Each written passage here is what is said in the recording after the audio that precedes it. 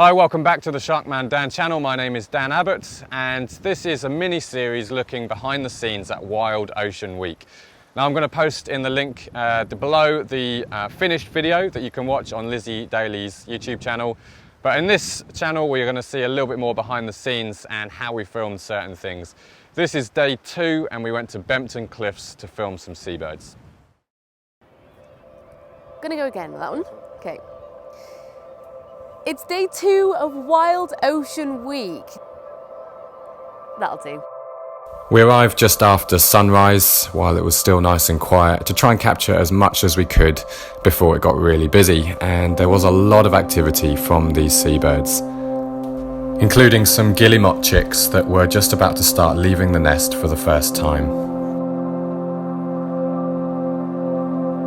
For the shots where Lizzie is talking to camera, we would use a combination of the GoPro 7, which allows for fantastic stabilisation when walking through these narrow pathways with all the obstacles of bird watchers. But we also used a glide cam. One of the pieces of gear that I've been using this week is what's called a glide cam.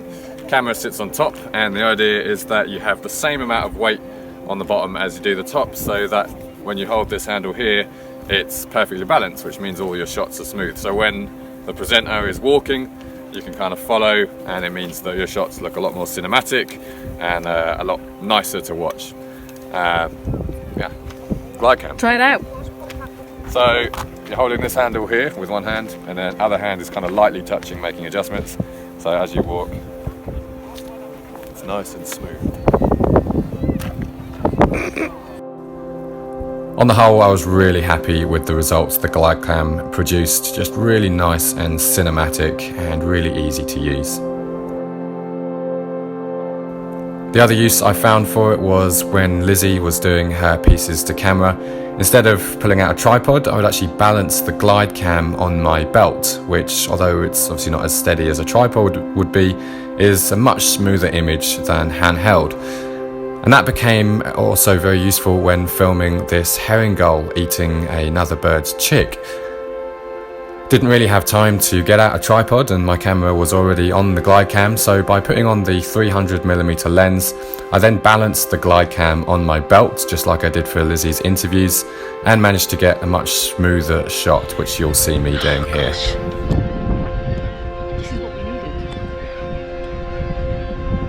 Nature once again providing one of those moments where the tools that you have in your hand at the time are the best to use.